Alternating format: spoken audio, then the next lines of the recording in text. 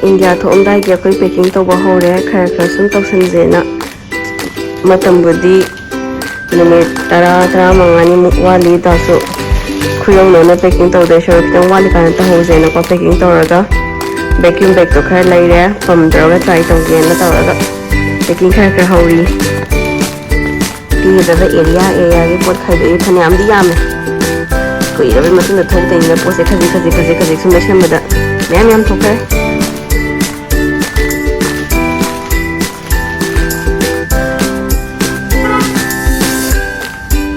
तो मैम सिसने बुको vacuum bag तो सिदा मागी पम ले रहे सिदा मागी वैक्यूम हंजन बदो ले रहे बुको अदो होजी कमाई थिंजन के दो लग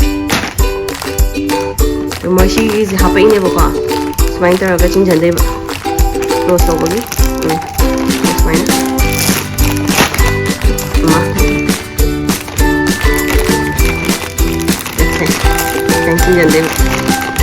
Tinjande aduga do pam tawde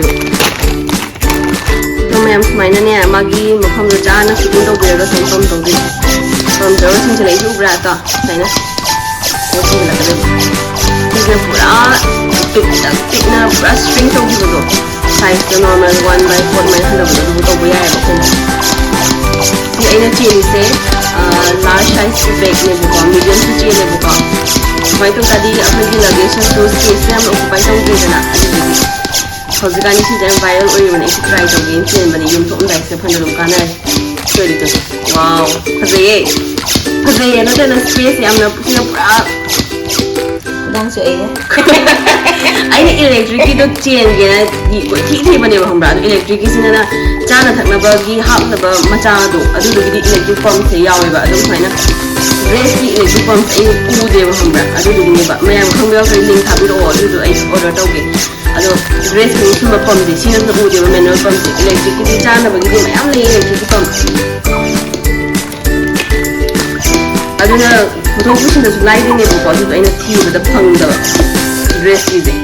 Hoen aina ne hangam ma thonga yung sa singju ma chawai ga taraga hangam ma thonga taraga thonge khali buko ado mama sa am changani si ma am jenga thai de gi yung khara ga taw gi se khitang ya gi ni hoen mama sa am changani aina hangam thongba aina hangam thongba phajana bizani yung sa singju ma ga Fazan naik kayan. Ayo ni am pesen hangam pun mari le. Loi thong to ke. Khare ko pam to ko yeah. Mata ji ki jai oh jai.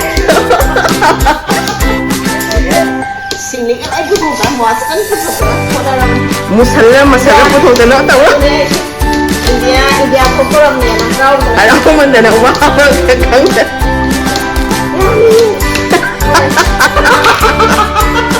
Siguro bag sa nipan ada na nipan gi bag amagi yen kg ama bag amagi chicken wings mari hapa ga mu try to ko ma'am sila khwai ni chaw ban lagi sa ni hapa gi wow ta shima mari ma hapa di press space em teng pure ma'am na space condition shima se hapa di em teng o ta sa ta no sa Này đây là sao mà mày nó Con cái này ấy Ayun mo makasa sa game yan Ayun to ge Wait her loose or brain ge Ma'am sige sinay ko nga sa game na to giba na large medium size bag na ko sina small size bag ni sila nam kaya makapachan ge rin sige small size sila sweater amalay ko adagi next ki sweater Sini t-shirt ohum lai re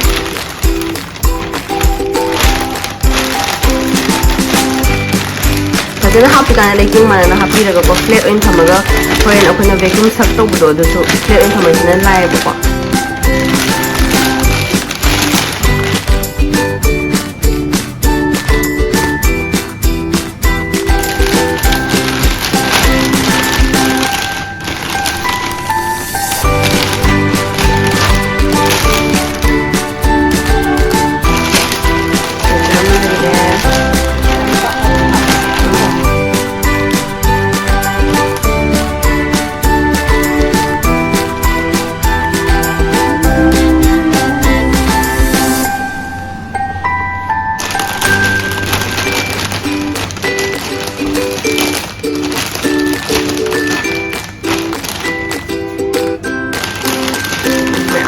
ꯂꯩꯌꯦ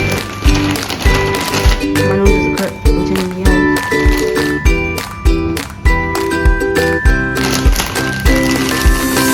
ꯌꯥꯝꯅ concentrate ꯑꯣꯏꯅ ꯇꯧꯕꯤꯗꯕ ꯅꯠꯇꯦ plastic ꯕꯣꯜ ꯑꯃ ꯂꯩꯈ꯭ꯔꯗꯤ ꯍꯣꯔꯦꯟ ꯃꯥꯒꯤ ꯂꯩꯐꯝꯗ ꯇꯧꯕꯗꯤ ꯌꯥꯔꯣꯏꯗꯣꯏꯅꯤꯅꯀꯣ ꯁꯤ ꯑꯣꯏ ꯆꯟꯅꯤꯗ ꯀꯣ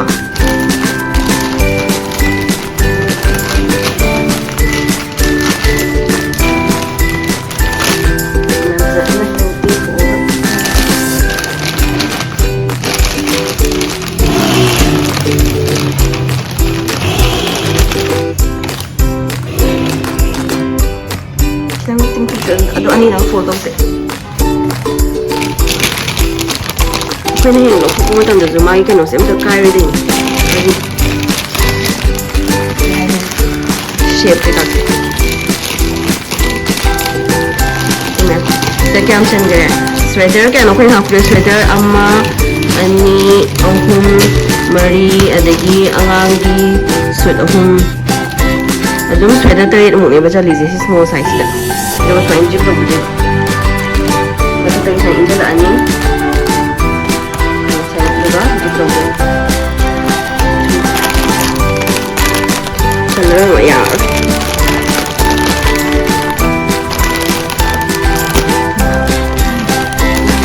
khitang insan biar di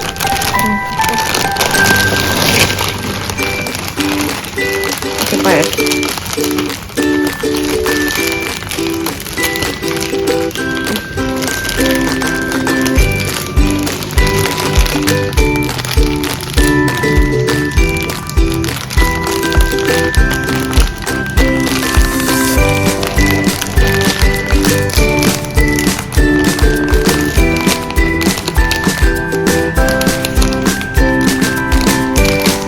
Tapi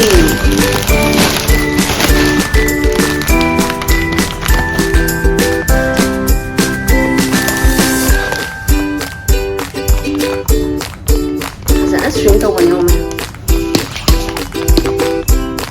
papajan hindi na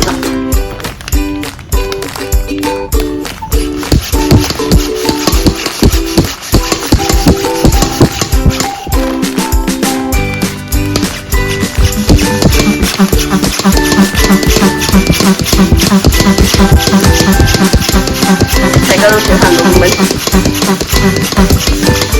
Sinanong sila po pa.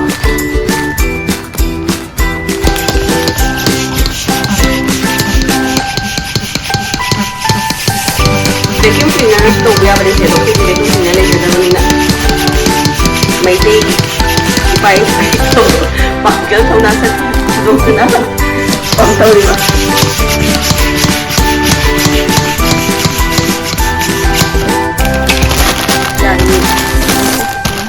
Udah lagi aja.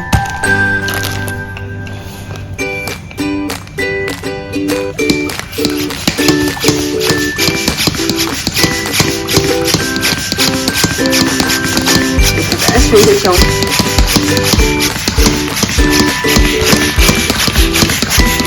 Yung compact na nito ikaw yung tight. Yung space apa yung bilang ito mo dong.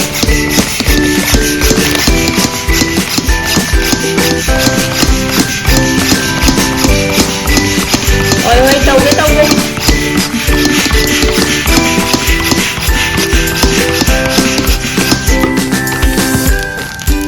Ya bak space lagi coba hang bak. Kita ya kita malam ya.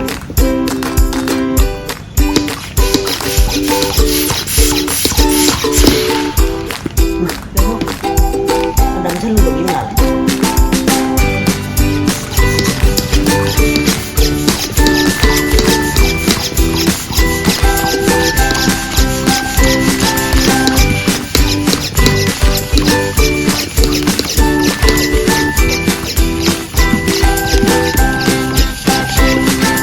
Siya. Yan nila, si magkukundang nila. Ito ang magkukundang mo ba?